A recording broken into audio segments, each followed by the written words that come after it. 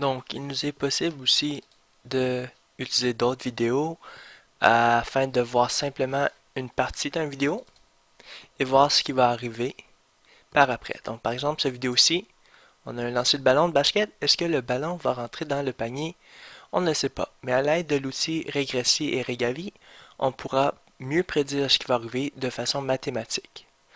Donc, je vais aller dans mes fichiers Regavi et Regressi.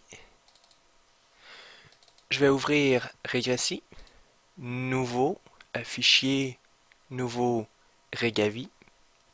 Je vais ouvrir un fichier Regavi, donc ouvrir ici en haut, et je vais sélectionner la vidéo. Le vidéo, c'est important, il n'accepte pas tous les types de fichiers, ça doit être un fichier WMV, donc Windows Media Video, je crois. Donc, je vais ouvrir cette vidéo-ci et on va voir s'il va réussir. Donc, on peut déjà visionner la vidéo complète en jouant lecture. Donc, c'est rapide, mais c'est la vidéo où on peut le voir un peu à la fois, comme ceci, en vitesse ralentie. Donc, on va continuer au moment jusqu'à temps qu'il lance le ballon. À ce moment-ci, ouais, jusqu'à ce moment-ci. Et pour m'aider à avoir une meilleure image de ce qui se passe ici, je vais augmenter le zoom x3. Pourquoi pas x4. Et voilà. Donc, premièrement, on se souvient, je vais choisir mon origine. Comme origine, je peux choisir les pieds du lanceur de ballon ici, sa tête, ou je pourrais choisir aussi, bon, allons-y avec ses pieds. Allons-y avec ses pieds. Comme ceci. Bon, maintenant, il nous faut une échelle. On a trouvé l'origine, il nous faut maintenant établir nos axes pour faire un graphique. Donc, je vais aller à l'échelle. Je pourrais, cette fois-ci, au lieu de prendre la hauteur du lanceur de ballon, je pourrais prendre quelque chose qui est dans le même plan. Ça, c'est important. Je ne pourrais pas prendre, par exemple, la personne ici en arrière. Parce que si vous voyez, le monsieur ici est très grand, il a hauteur de 2 mètres.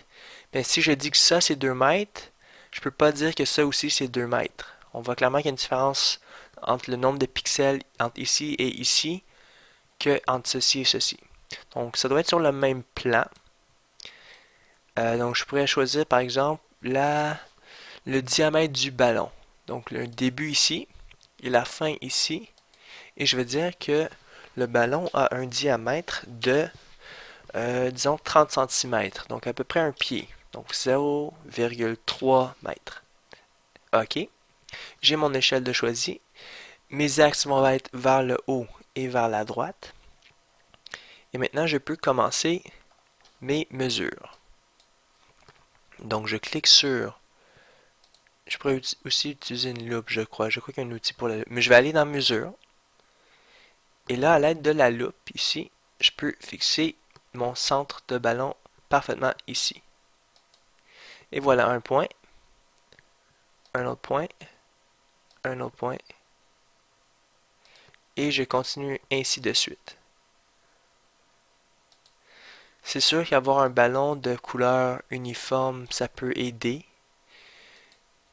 Ou simplement si on a un mannequin qui se balance ou quelque chose du genre, qui a un point fixe, au lieu d'un ballon qui roule, c'est plus facile de prendre les mesures. Mais essentiellement, je clique, je clique, je clique et je prends chaque mesure. La vidéo devrait s'arrêter bientôt, donc je ne pas avoir toutes les mesures. Donc je crois que ça va jusqu'ici pour la vidéo. Je vais prendre quelques autres mesures en note à la toute fin. Donc ce qui me serait intéressant, c'est de savoir par exemple la hauteur du ballon, du panier de basketball. Donc si j'ai mon origine qui est ici, j'ai mon axe des X qui va le long ici. Donc ma hauteur du panier va se trouver à un X à peu près ici et à une hauteur de temps. Donc je vais cliquer ici juste pour me faire un point de référence. Donc, j'ai tous les points dont j'ai besoin. Je vais aller sélectionner ici le bouton régresser. Clic. OK. Et voici mes coordonnées dans régresser. Donc, j'ai dans le fond, la personne qui lance le ballon ici, avec ses mains comme ça, et il lance le ballon, et voici la trajectoire. Ce que je peux faire, c'est faire la modélisation de cette partie des points, pour ensuite voir si ça va entrer dans mon panier, parce qu'on se souvient que mon panier était à peu près ici. Donc, pour en faire la modélisation, je clique sur modélisation ici à gauche. Je vais aller chercher modélisation de graphique, clic, et je sais que ça va me donner une parabole. Et je pourrais la cliquer ici, OK. Et on voit que le ballon devrait effectivement effectuer cette parabole et rentrer dans le panier. Donc le panier, j'avais cliqué au milieu du panier à cette hauteur-là. Si par exemple j'avais sélectionné mon point du panier et que par exemple il s'adonnait à être ici, par exemple ici, mais on pourrait voir que la personne l'aurait lancé trop haut le ballon. Si j'avais sélectionné le point et que le point du panier, dans le fond, était environ ici, on pourrait voir qu'il ne lance le ballon pas assez fort.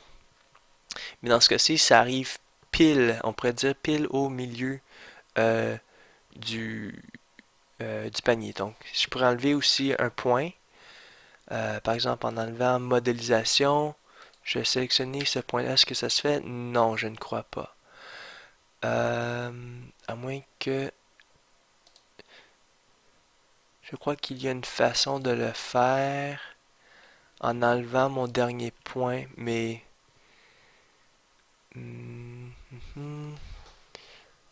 Graphique, axe, animation, vecteur. Je crois qu'il y avait une façon, mais bon, je suis pas certain pour l'instant. On peut aussi changer nos axes ici. Donc, on a l'axe des X en abscisse, donc X et Y, mais je peux changer ce qui est mon X.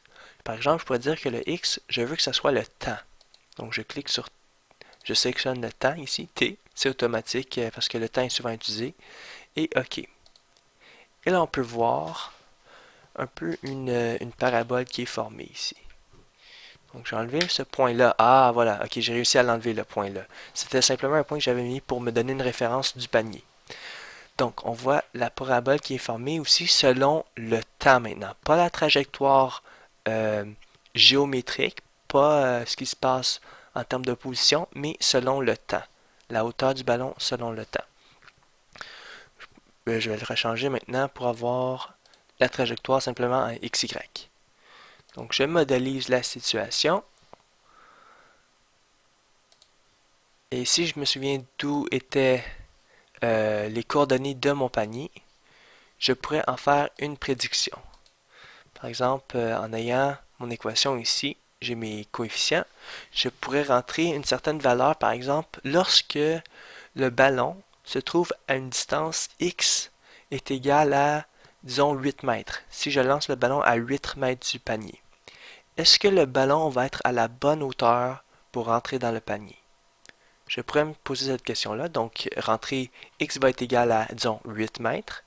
Est-ce que le y va être égal effectivement à la hauteur du panier?